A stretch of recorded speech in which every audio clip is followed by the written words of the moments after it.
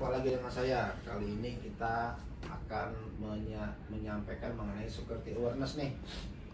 Ini mengenai protecting data, protecting bisnis. Ini merupakan paparan dari alat boosternya teman-teman divisi TI. Lanjut, ya.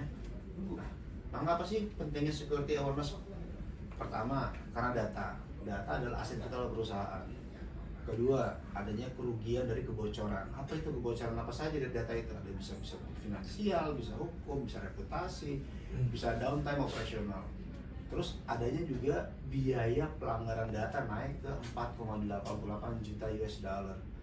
Dan 68% insiden melibatkan faktor manusia atau dari personnya itu sendiri. Next, Mbak Tania. Ini teman-teman IT sudah membuat suatu kebijakan terkait sistem manajemen terintegrasi sebagaimana piagam kebijakan yang sudah bisa kita lihat di sini. Lanjut.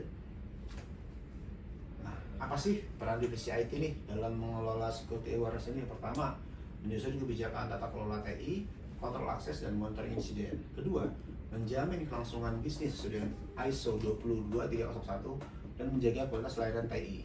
Ketiga, kepatuhan terhadap regulasi, baik Undang-Undang ITE dan Undang-Undang PDP. Dan yang keempat, adanya edukasi dan pelatihan rutin atau awareness. Next, Mbak tanya. Nah, pengamanan fisik dan logika. Ada beberapa sistem pengamanan yang diterapkan oleh teman-teman IT. Pertama, fisik. Adanya kunci server room, CCTV, dan visitor log. Kemudian yang kedua adalah logika. Adalah MFA, patching, segmentasi jaringan, EDR, dan DLP.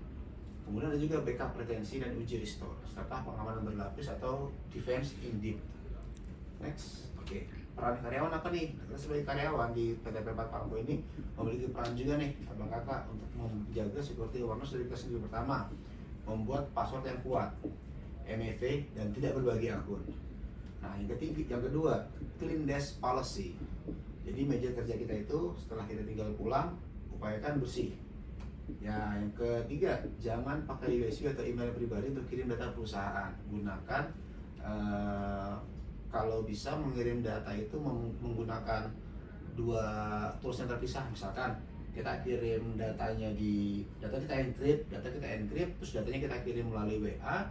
Namun kode encryptnya kita kirim melalui Telegram dengan dua media yang berbeda, sehingga ini bisa memitigasi kekurangan atau kehilangan data kalau handphone kita hilang misalkan. Dan yang keempat adalah laporkan insiden keamanan informasi ke tim IT atau CSI RT X tadi ya. Nah, do and don't. Ini yang bisa kita buat dan tidak bisa kita buat. Yang do adalah jangan men-sharing password, namun menggunakan password manager. Jangan meletakkan dokumen sensitif di meja. Jadi melakukan clean desk policy. Jangan sharing data positif di cloud public. Bijak dalam menggunakan AI, selalu juga privasi individu dan reputasi perusahaan. Jangan membiarkan layar terbuka, jadi aktifkan lock secara otomatis. Jangan membagi data WhatsApp pribadi. Gunakan kanal resmi atau Gmail dan email perusahaan. Nah, waspada website palsu. Pastikan alamat URL yang Anda akses sudah benar. Gunakan kata sandi yang kuat. Security is not complete without you. Bersihkan meja kerja dengan layar. Antara lain clean desk adalah pastikan meja kerja selalu rapi dan bebas dari dokumen sensitif.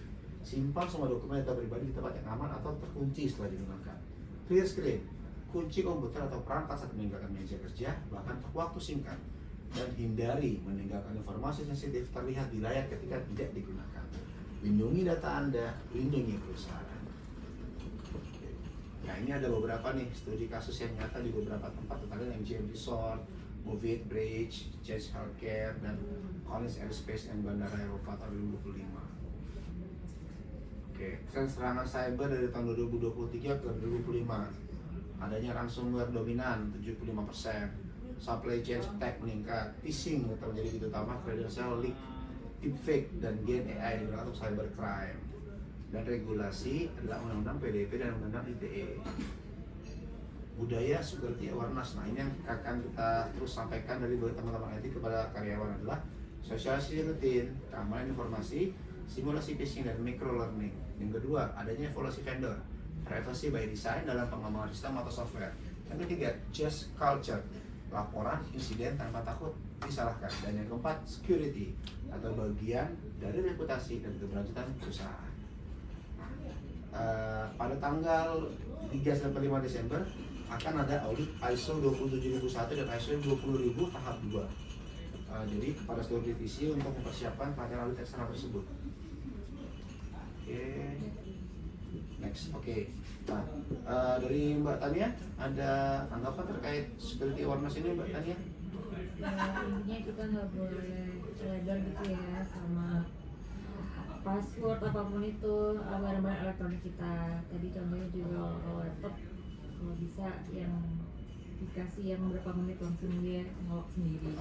Ya memang karena virus itu memang di dunia cyber itu memang jahat sekali, jadi kita harus lebih aware. Yes, jadi kita mesti menjaga semua data pribadi kita maupun data pekerjaan yang sedang kita kerjakan agar terhindar dari namanya. Oke, baik, terima kasih atas perhatian pemirsa sore ini.